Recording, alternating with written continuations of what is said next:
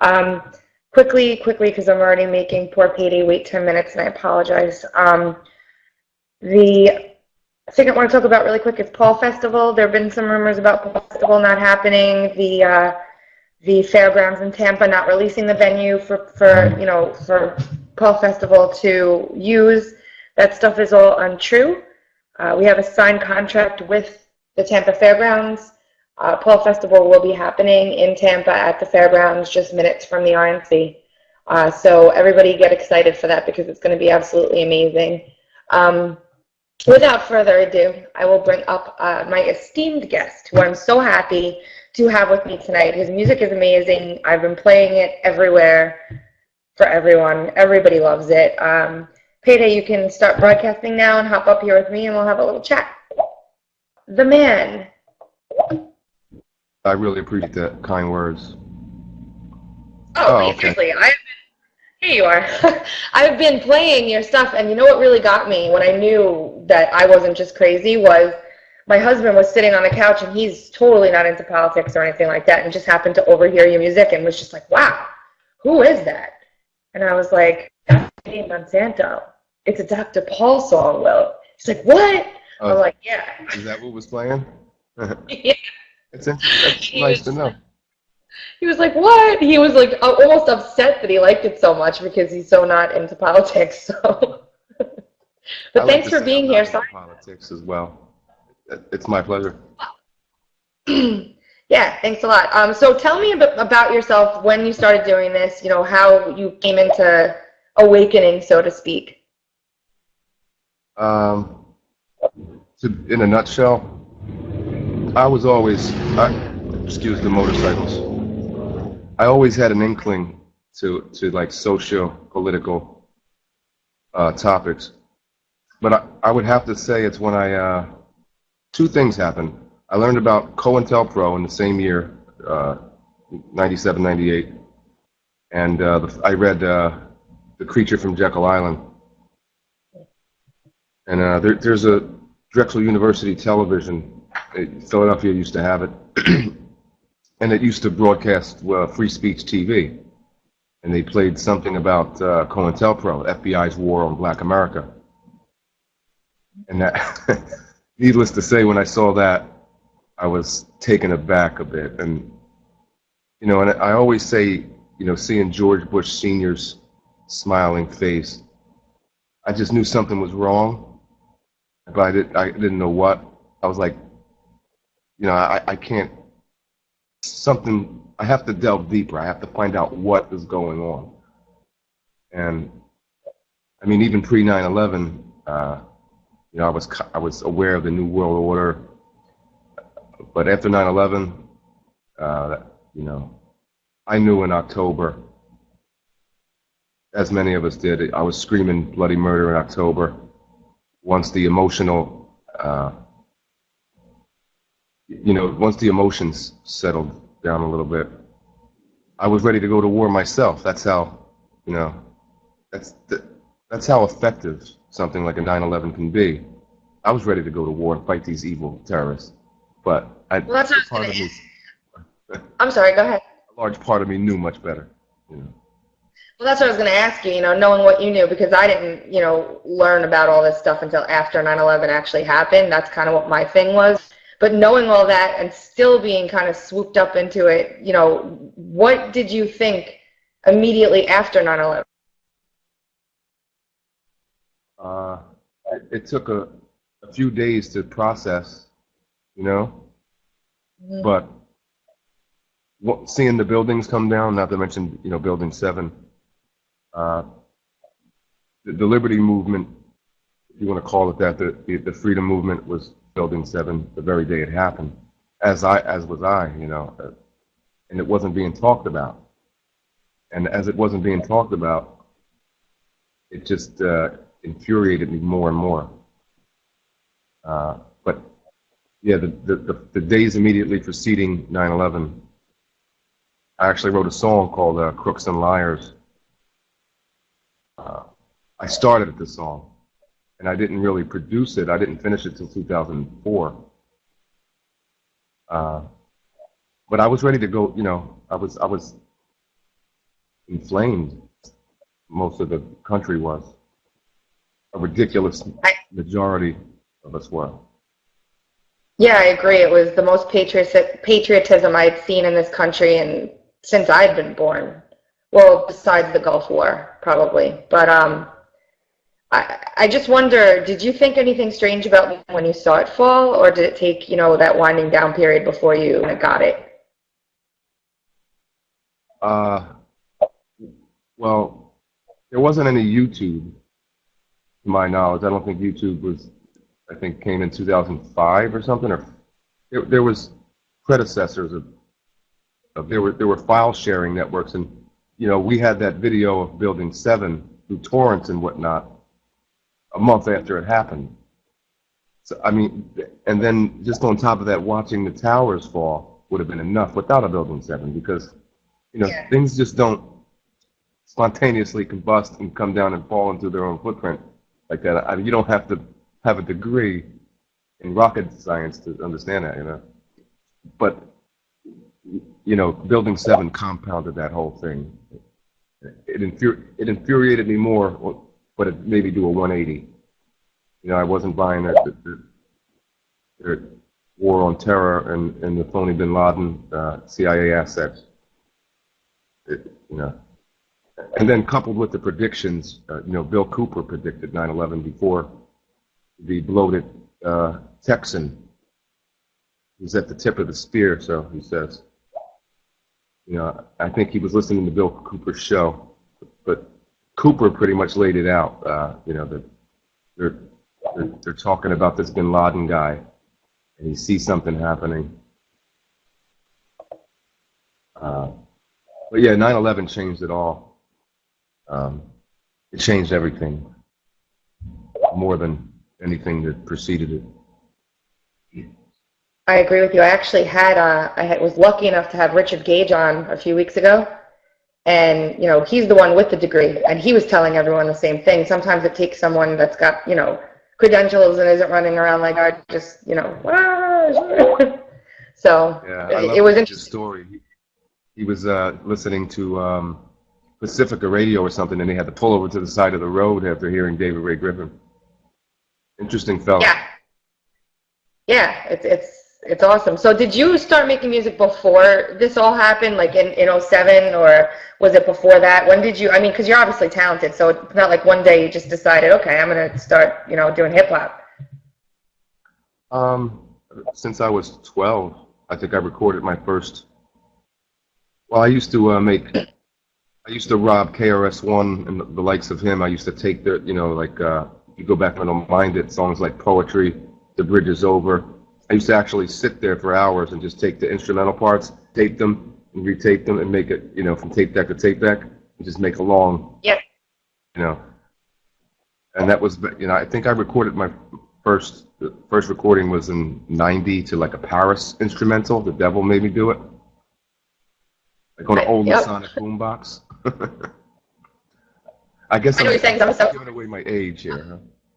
That's okay. I know, because I'm a singer. I used to do the same thing. I used to try and mute down the vocals and try and sing over it with the dual tape deck. So I know what you're saying. So then you just missed and you've recorded. I've been on your channel. You've got a ton of stuff, and you've been doing it for a long time. And when did you really start to feel really embraced by the freedom movement? When did you start picking up steam? I would say with the release of Lambs to the Slaughter, 2007.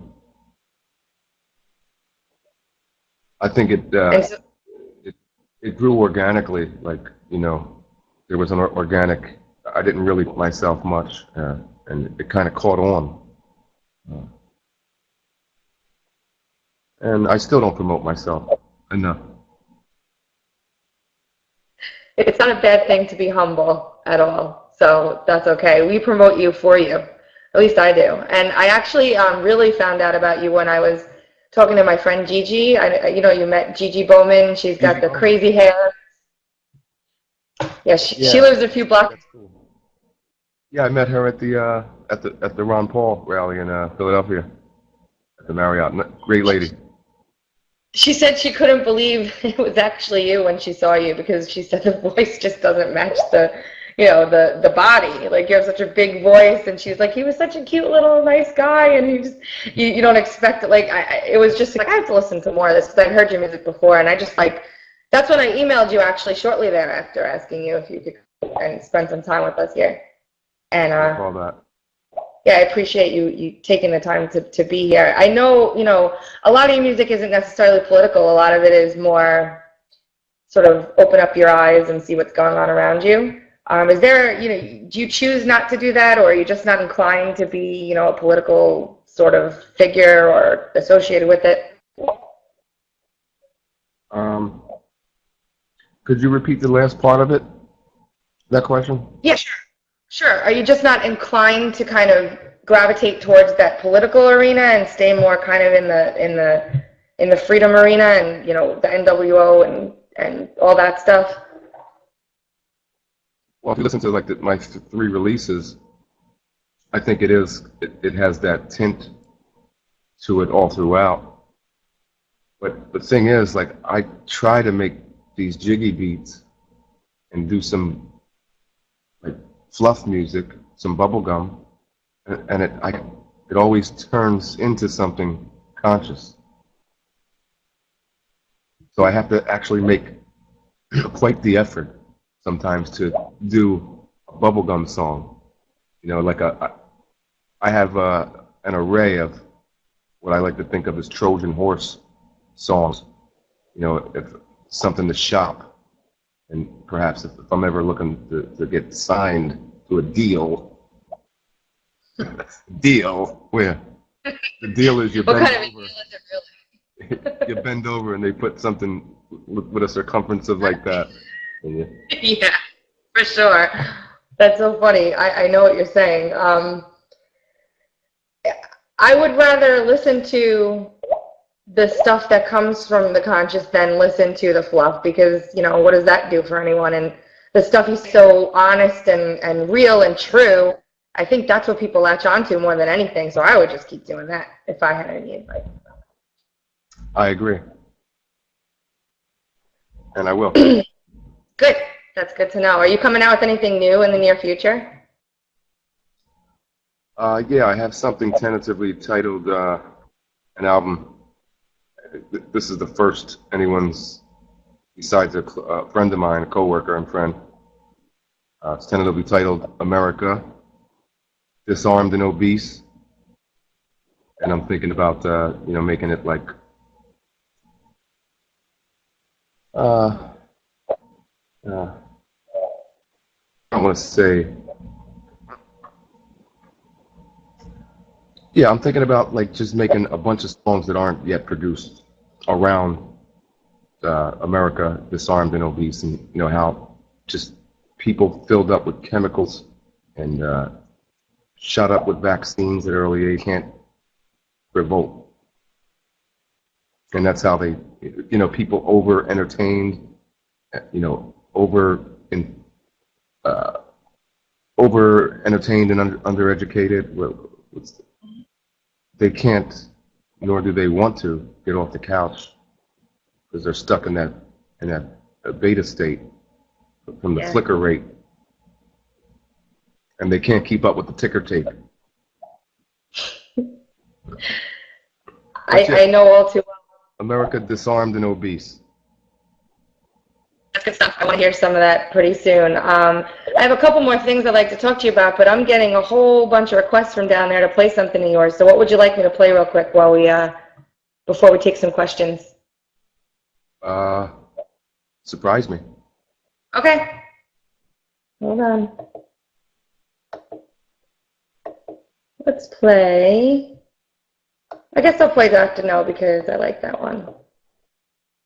Do you mind? I see the mistakes in it. So there's a new version. Yeah, I mean. Until we're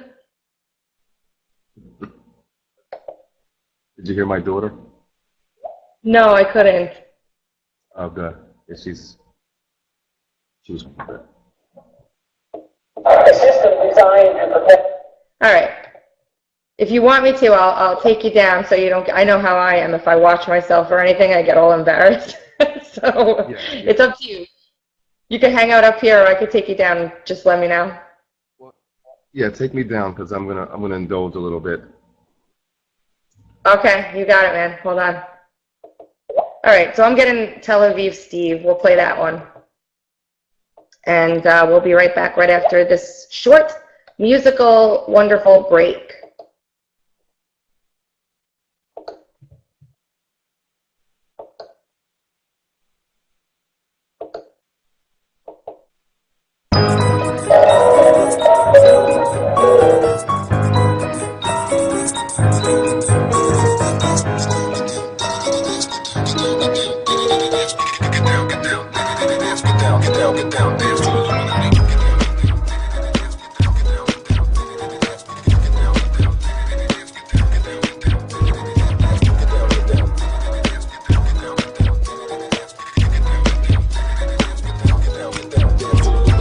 Cyanim, how have you been? I think we're gonna need your help again. Remember the passports from Britain, my friend? We need 20 more from Saudi and Yemen. What is coming is big and it is gonna sell. Much bigger than the King David Hotel. America's military should never say that. We are the bomb when we dress like the Arabs. U.S. will fight our war physically. It is ironic what we did to her liberty.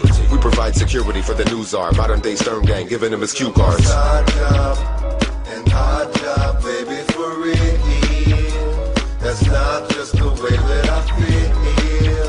Everybody will be knowing the deal. Yeah.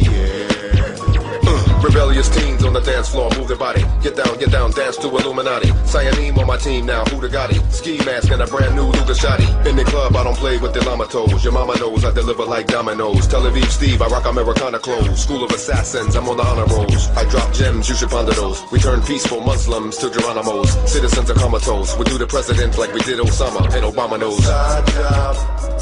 Our job, baby, for real. That's not just the way that I feel. Everybody will be knowing the deal. We're gonna do it like that.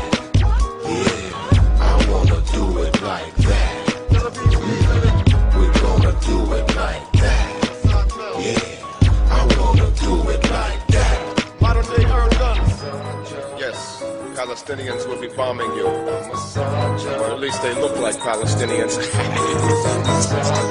The U.S. Army call us ruthless and cunning. You shouldn't talk like that. Keep it moving, keep it moving. Get ready for change of life, change of way of life. You will know what it's like to be bombed. These Arabs are godless creatures. 1 million Arabs are not worth a fingernail of a Mossad Mel. Peace to Mossad Mel. This is Tel Aviv Steve. I'm giving you open secret, but it will be of no bearing. You see, we own the information dissemination apparatus. If you only knew or cared to know, do you want to be millionaire? Deal or no deal? If price is right. Enjoy your nightly news, Goyim. You will be well informed. They will tell you everything you need to know. Yeah. All right, so Payday, if you're ready, you could pop back up. Isn't that sick? Like, every one of those songs that he does is like that. Every single one. It's incredible. I'm just like, wow. It's amazing. Good job. Gotta be honest. It's awesome. All right. That's appreciated, Tracy. I'm serious. You spit like crazy. It's like, wow. It's awesome to listen to. Now, really quickly before we take questions from the room, I would love to see you at Paul Fest where we're expecting about 100,000 people. What are the chances of you maybe making the trip down there to perform? Very good. Good. I like that. Be there or be square. Everyone's like, hell yeah, I get to. Because, I mean, a lot of people are going down there right before the convention. It's going to be crazy. It's going to be awesome. Like-minded people. People would really appreciate you. You'd have, you know, set your table up to ease, your new album if you wanted. It'd be great. All right. So, who has questions for Payday?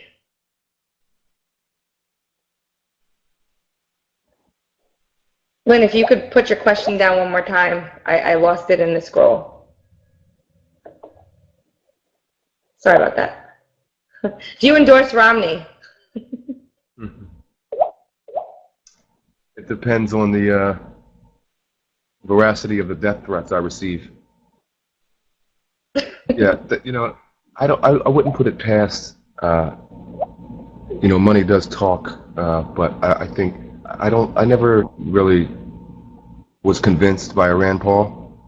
I mean, I questioned him when he was on the Rick Adams show in 2007, 2008 about 9/11 truth, and he didn't want to answer, and he was even more tacit than his father. At least there were some points where, Ron Paul said, we need an investigation into 9/11. And then when faced with that in the debates, he kind of backtracked a little bit. But it's political suicide to, at least this was my belief at the moment. I haven't really gone over it in my head to even speak on it, how I really feel about it at this point. But, I think at that time in 2008, when they were hitting him with all these questions about how a lot of people following him were these 9/11 truthers, and they were trying to make him to be weird. They were asking everybody economics questions, and they would pop up with a 9/11 question for him. And I could kind of feel, his, his decision to try to avoid that as much as possible. And I still can. I think there's something behind his son, doing a 180 like this. I really do. I don't, at the same time, all my heroes are dead. I don't pick heroes until they're dead. And I know enough about them, to where, unless they pull something out of the cloud, because if you pick a hero, they're going to disappoint you. And friends of mine learned this with Alex Jones. They went from Alex Jones fanatics to hating him. I do not hate Alex Jones. I'm past that. He's a stepping stone. Yeah. And I can't prove, that he works for Strat or down in Austin, but I wouldn't be surprised. I have one more question here. Okay. Would you like to have the name recognition of Loki, Akala, or Immortal? And if so, how would you balance this with your family life? At this point, I'm content in just letting what I do, do whatever it's going to do. I'm learning more and more about branding, and promotion. I might take that route, but I'm quite happy at this point in time. That's great. That's awesome. That's all you can ask for, right?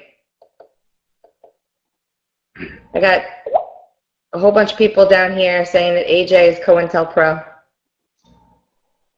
I wouldn't be surprised by that.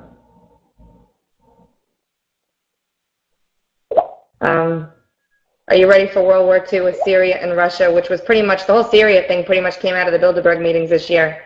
So are we ready for all that stuff to happen? It's happening right now. Look what's happening right now. It's happening, and it's just a ramp up to Iran. That's the, once they get Iran, if they get the American people behind a war with Iran, then they can do anything. But excuse me, pulling off 9/11, something like that, and having it, 10 years go largely unknown that it was actually rogue elements within, our government, a cabal that has basically usurped the U.S. government and the Constitution.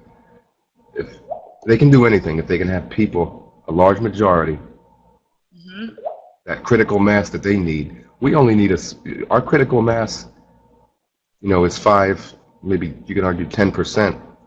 They need a large majority, and they can do that with the control of the media machinations that they have, and just that alone, I think, the money in the media, The control of the money, the control of the media is the two obstacles that we face. You know, they control the information, they control the currency. It's basically all you need to have it, to maintain it. You can control the currency, but if you don't have the media, you know, the people will revolt. You can control the media, but if you don't control the currency, you know, I think them two are key, and they have it. And when I say they, I don't mean Jews. I mean a cabal. That, would I say it's Judaistic? It's Talmudic. Yeah. But most, That's you know, why most Zionists are not Jews. the Cohen, the CISPA, the PIPA, the SOPA bills, what we're doing right now is exactly what they don't want.